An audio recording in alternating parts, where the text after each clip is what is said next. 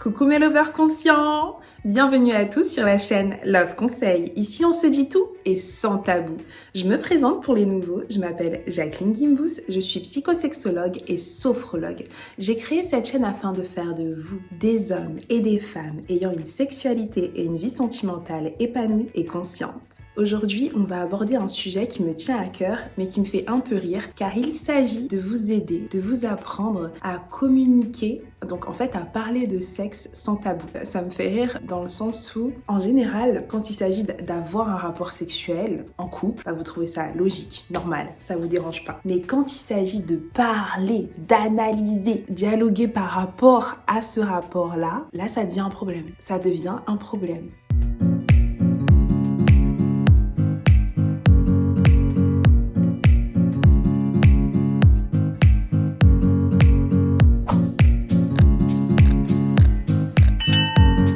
Combien de couples j'ai reçu où une fois que je vois l'un ou l'autre en individuel, il me dit des choses où j'hallucine dans le sens où je me dis mais à chaque fois je pose la même question. Mais ce que vous venez de me dire, est-ce que vous lui avez déjà dit un jour? Et à chaque fois on me répond non. Et là je reprends. Et vous êtes ensemble depuis combien de temps? Et parfois ça fait 10 ans, 20 ans. Donc 20 ans que tu supportes le fait que, je donne un exemple bateau, il te chatouille, qu'il te lèche l'oreille et qu'en fait tu détestes ça, mais t'oses pas le vexer. 20 ans. Vous allez me dire, mais Jacqueline, c'est rien, dans une relation, c'est pas ce qui compte, c'est un petit sacrifice de me taire juste parce que j'aime pas ça pendant 20 ans. Ok, c'est petit truc, lécher l'oreille, mais en 20 ans, des relations sexuelles, on en a plein. Et si le gars, il adore te faire ça alors que tu détestes et il te le fait à chaque fois, ça crée des mini-blocages. Des mini-blocages qui finissent par vous frustrer, juste par manque de communication. Et tu finis par moins aimer faire l'amour avec ton partenaire parce que t'oses pas lui dire qu'il fait des choses qui te plaisent pas.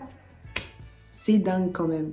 Bon bref, voilà pourquoi j'ai décidé de faire cette vidéo. Pour vous aider, pour tous ceux qui sont dans ce cas-là, qui n'osent pas, entre guillemets, analyser et critiquer leur rapport sexuel avec leur partenaire. C'est comme dans tout dans la vie, si on ne fait pas de réunion d'équipe par exemple, on peut pas s'améliorer. Quand vous êtes au travail, ça vous paraît logique de faire des réunions d'équipe. Quand vous élevez vos enfants, ça vous paraît normal de parler de votre enfant avec les professeurs ou entre vous, en couple, entre parents, en mode en ce moment, ça va pas à l'école, il a des mauvaises notes, faut qu'on trouve une solution.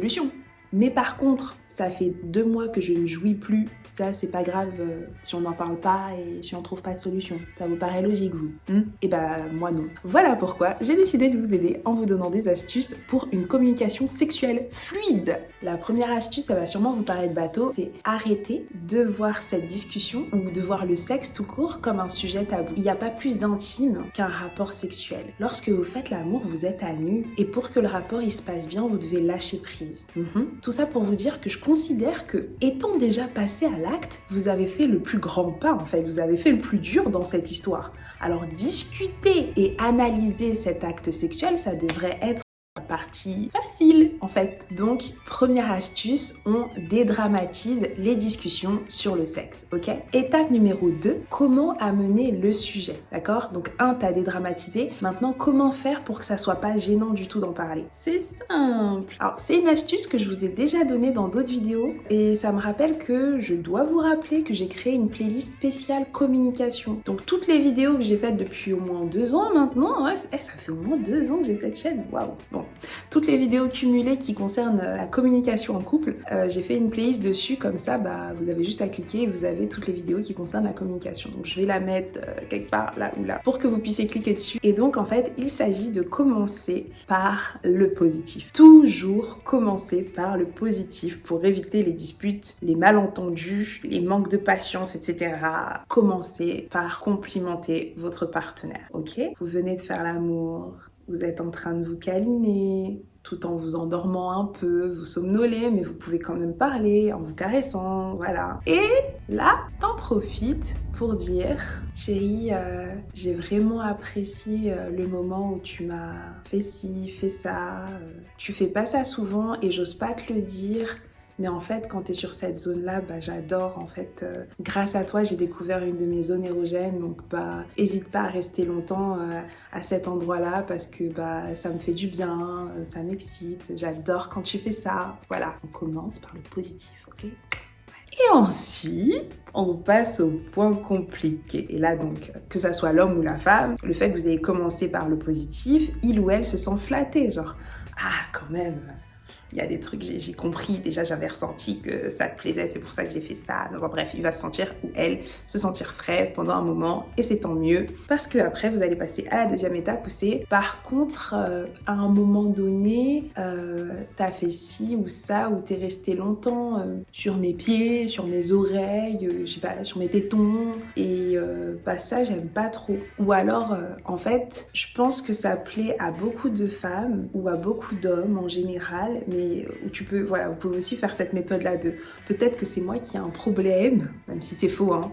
Personne n'a de problème, on a tous des choses qu'on aime et qu'on n'aime pas, et c'est ok, personne se ressemble, et il n'y a pas de normalité dans le sexe, je le répète. Mais si ça peut vous aider à amener la chose en douceur, vous pouvez, donc c'est juste une astuce de communication, de dire oui, peut-être qu'avec les autres, au cas où il ou elle a eu des précédentes personnes sur qui ça fonctionnait, qu'elle ressentait quelque chose, quand par exemple on leur touche les tétons, mais moi ça me fait rien, donc t'as pas besoin de rester longtemps sur cette zone. Par contre, j'adore quand tu me caresses les fesses. Donc là, j'aimerais que Voilà, donc à chaque fois que vous donnez un point négatif entre guillemets, parce que c'est juste, en vrai, ce sont des critiques constructives. Vous êtes en train d'améliorer vos futures relations sexuelles grâce à la communication. Donc le mot négatif, c'est même pas le bon terme. Ce sont des critiques constructives et nécessaires. Et moi, je vous conseille de le faire juste après l'acte, parce qu'il y a ce moment où là, il y a toutes les hormones du plaisir qui sont encore là. Vous êtes relaxés, vous êtes de bonne humeur. Donc l'un et l'autre, vous pouvez tout entendre logiquement. Donc n'ayez pas peur en vous disant j'ai peur de gâcher le moment. Non, non, non, au contraire. Là, vous êtes dans un état comme si vous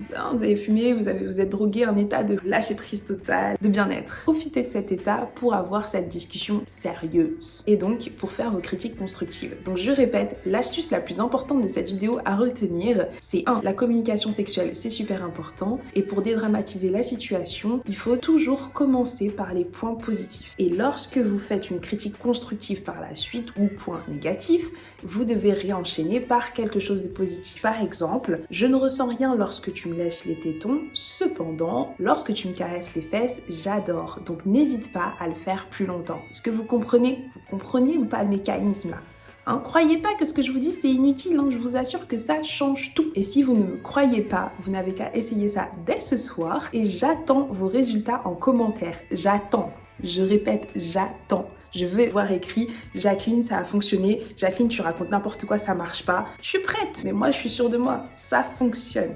Donc allez-y, prouvez-moi que j'ai tort. Je veux la réponse en commentaire. Pour l'étape numéro 3, la troisième astuce, je reviens à la sophrologie, car oui, je suis sophrologue. Et en général, en sophrologie, l'objectif, c'est toujours de trouver l'équilibre ou le rééquilibre entre son corps et son esprit. C'est-à-dire qu'il faut que les sensations que vous avez là, partout, là, et ce qui se passe dans votre cerveau et dans votre cœur soient en accord. Vous comprenez? Donc, entre guillemets, j'aimerais que vous soyez plus à l'écoute de votre corps et de vos ressentis lors de l'acte sexuel. Un acte sexuel réussi, c'est lorsqu'on prend le temps de s'écouter soi et d'écouter l'autre. Et quand je dis écouter, c'est pas seulement écouter avec vos oreilles, c'est écouter aussi avec vos yeux. Je viens de dire un truc super chelou.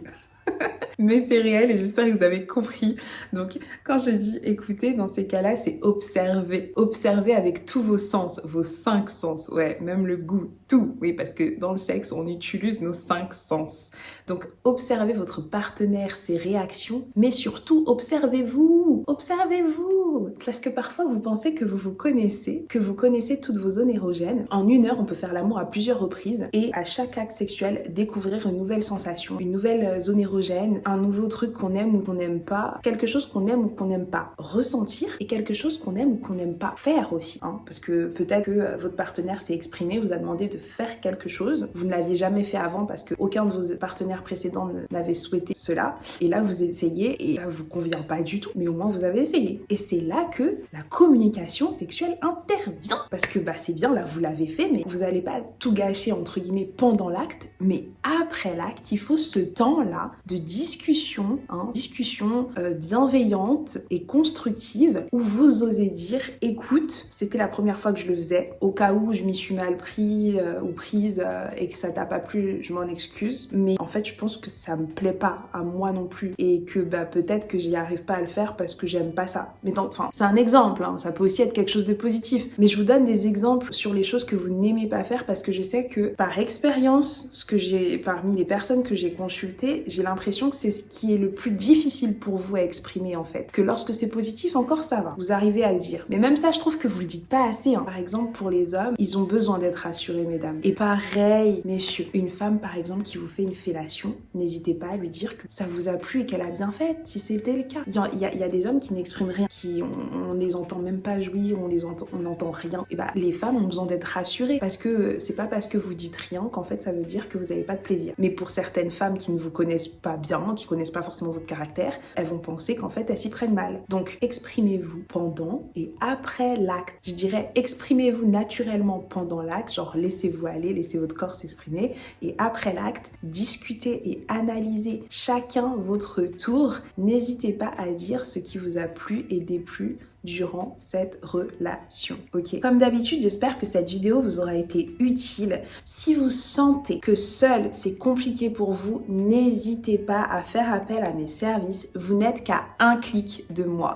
Vous avez mon numéro, mon agenda, vous n'avez qu'à prendre rendez-vous pour que je vous aide, seul ou en couple, à apprendre à vous exprimer et à parler de sexe sans tabou, à vous écouter. Je suis là pour ça. De plus, si cette vidéo vous a plu, n'hésitez pas à mettre un j'aime pour que moi je comprenne que ce type de vidéo vous plaît et que j'en fasse d'autres, et surtout qu'elle remonte dans l'algorithme de YouTube et soit visible par un plus grand nombre de personnes et donc puisse aider plus de monde. D'ailleurs, ne soyez pas radins, partagez-la à tous vos amis, toutes vos connaissances qui peuvent en avoir besoin parce qu'on est tous concernés, ok? On fait tous l'amour. C'est tabou, on n'en parle pas, mais on le fait tous. Donc partagez cette vidéo au maximum de personnes. Augmentons ensemble la communauté des lovers conscients. Je vous dis à bientôt. J'espère que vous êtes déjà abonnés. Si c'est pas le cas, c'est grave. Alors activez la cloche de notification pour être au courant de mes prochaines vidéos. Bye bye!